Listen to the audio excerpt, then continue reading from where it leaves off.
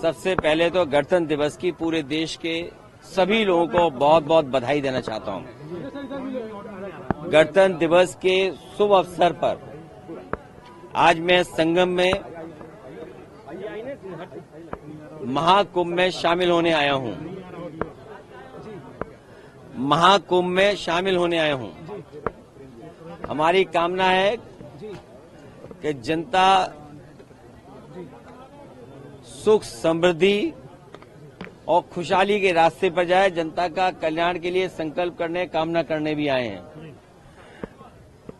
जहां ये कुंभ, जिस स्थान पर संगम है, 3 नदियां मिलती हैं, गंगा, यमुना, सरस्वती। हमारी यही कामना है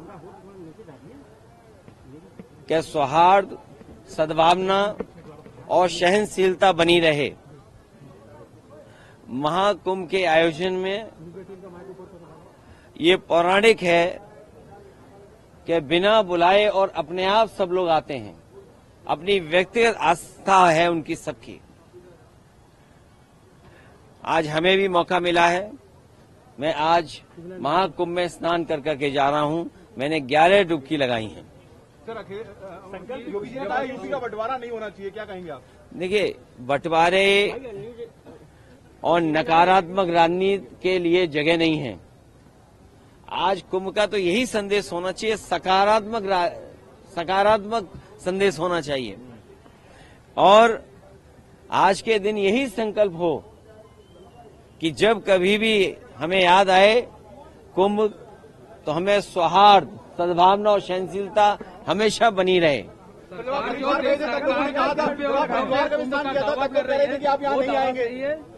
देखिए, गंगा में स्नान और त्योहारों के दिन स्नान, जिस दिन मैंने वहां पर हरिद्वार में स्नान किया था, उस दिन भी एक त्योहार था। बहुत बड़ा त्योहार है। भारत देश के लोग कोने कोने में अलग अलग नाम से इस त्योहार में शामिल होते हैं। उस दिन हरिद्वार में स्नान किया था और आज संगम में स्नान करने का मुझे मौका मिला है। योगी जी कह रहे हैं बुलडोजर चलता रहेगा, नहीं रुकेगा बुलडोजर। देखिए, बुलडोजर चले नहीं चले, सरकार कैसे बचेगी? ये बताइए, जब सरकार ही नहीं होगी तो बुलडोजर किसके पास होगा? संकल्प यही है कि सौहार्द बना रहे, सद्भावना बनी रहे, सहनशीलता हो, और जो भी स्नान हो सहनशीलता के साथ स्नान होना चाहिए। ये सरकार के लोगों को कोई स्पोर्ट्स इवेंट नहीं बनाना चाहिए इसको। ये आप जो सरकार पर बुलेटिन जारी करते हैं, अब वो आगे जारी होगा या अब खत्म होगा? आपने आके व्यवस्थाओं को देख लिया है? देखिए,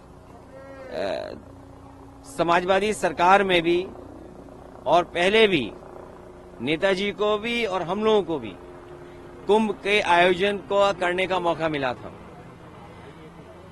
जो उस समय कुंभ हुआ था, कम संसाधन में सरकारें अलग अलग थीं।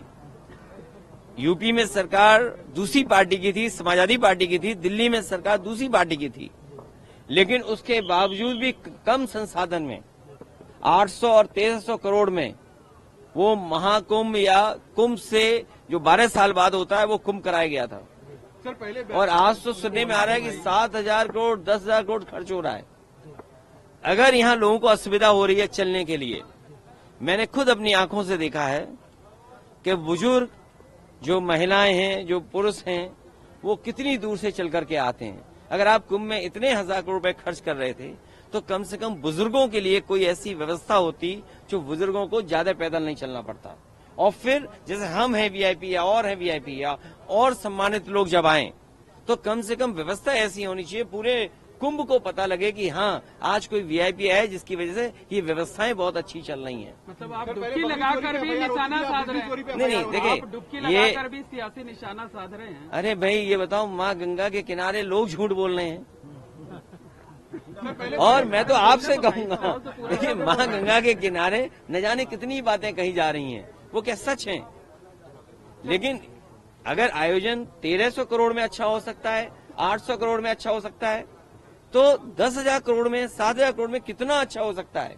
उसमें तो न कोई ट्रैफिक की दिक्कत होती, न कोई पानी की दिक्कत होती, न साधु संतों से बिजली का बिल लिया जाता या उनको असुविधा होती, या जो चीजें महंगी है वो भी सस्ती होती। अरे इतना कुछ हो सकता था 10,000 करोड़ में। और फिर तो दिल्ली की सरकार भी उनकी है और वो भी अर्थव्यवस्था कहाँ पहुंच रही है, तो 10,000 करोड़ और मांगने चाहिए। हमारी मांग है उत्तर प्रदेश सरकार को दिल्ली सरकार 10,000 करोड़ और रुपए दे, महाकुंभ जिससे महाकुंभ के आयोजन के लिए, जिससे यहाँ की ट्रैफिक व्यवस्था अच्छी हो, बुजुर्ग हों, महिलाएं हों, बच्चे हों, उनको बहुत दूर से अपने सर पर, अपने कंधे पर सामान रख करके न लाना पड़े, कोई सुविधा हो जिससे यहीं पर आ जाएं। और साथ ही साथ दिल्ली सरकार जहां बजट दे 10,000 करोड़, और वहीं ये जो किला है वो भी उत्तर प्रदेश सरकार को दे दे, ट्रैफिक जाम में क्योंकि आप यहाँ परंपरा ये है कि लोग दान कर करके जाएं। महादानी सम्राट हर्षवर्धन, जो हमारा रिटर्न डॉक्यूमेंट है, जहां हमें पौराणिक महाकुंभ के बारे में या कुंभ के बारे में जानकारी मिलती है, वो सम्राट हर्षवर्धन से जुड़ी हुई मिलती है। वो यहाँ दान करने आते थे, पुण्य के लिए आते थे। हम भी आज आए हैं, डुबकी लगाए हैं, सौहार्द हो, सद्भावना हो, सहनशीलता बनी रहे, लोगों की खुशहाली हो, जनता का कल्याण हो, हमारा देश तरक्की करे, समाज आगे बढ़े, हमारा गणतंत्र मजबूत हो, ये सब चीजों को लेकर के यहाँ पर नेताजी की जो मूर्ति लगाई गई है वहाँ पूजा हो रही है और तमाम संत महात्मा उस पर सवाल उठा रहे हैं। देखिए, नेताजी की प्रतिमा लगाने के लिए मैं बधाई देना चाहता हूं और सरकार से कहूंगा कि सभी साधु संतों की उतनी ही तस्वीर लगे जितनी सरकार ने अपनी तस्वीर लगाई है। सर, बीजेपी ने कहा है, योगी जी ने कहा है कि 2024 में इंडी गठबंधन ने विदेशी पैसों का दुष्प्रचार किया, तभी तो इतनी सीटें पा पाए। समाजवादी पार्टी ने कोई गलत प्रचार नहीं किया। समाजवादी पार्टी ने, और इसीलिए आज 26 जनवरी गणतंत्र दिवस का दिन है, हमारा गणतंत्र मजबूत हो, जनता को सुख, समृद्धि और आगे बढ़ने का संकल्प लेकर के जा रहे हैं, ऐसी हमारी कामना है। संविधान का सम्मान हो, आज के दिन ये भी संकल्प लेना है। सर, तीर्थ स्थलों का सच सामने आएगा, संभल का भी सच सामने आएगा, योगी जी कह रहे हैं। देखिए, संभल का जब भी सच आएगा तो सरकार के बहुत सारे लोग कटघरे में खड़े होंगे। ये जगह, ये मौका नहीं है जहां पर संभल की चर्चा की जाए। इसीलिए मैंने कहा, सौहार्द, सद्भावना और सहनशीलता के लिए हम कामना करते हैं। और जब कभी भी हम महाकुंभ को याद करें तो संकल्प यही लेकर के जाएं कि हम आंख बंद कर करके कभी ध्यान में जाएं तो हमें सद्भावना और सहनशीलता और सद्भावना रहे हमारे दिलो दिमाग में। इंतजाम अच्छे लगे सर आपको? इंतजाम अच्छे लगे? इंतजाम 10,000 करोड़ में और भी अच्छे हो सकते थे। दिल्ली वालों को भी अपना खजाना खोल देना चाहिए। इससे पैदल नहीं चलने पड़ते लोग। और यूपी की यमुना में क्या अंतर पाते हैं आप? दोनों बराबर हैं, और सच्चाई तो ये है कि यमुना और जितनी भी नदियां हैं जो माँ गंगा में जुड़ती हैं, कोई नदी साफ नहीं बह रही है, आज भी साफ नहीं है। लेकिन ये मौका नहीं है, आप लोग भी नहीं सच दिखाओगे, हो सकता है कोई नाला यहाँ भी जुड़ा हो सीधा।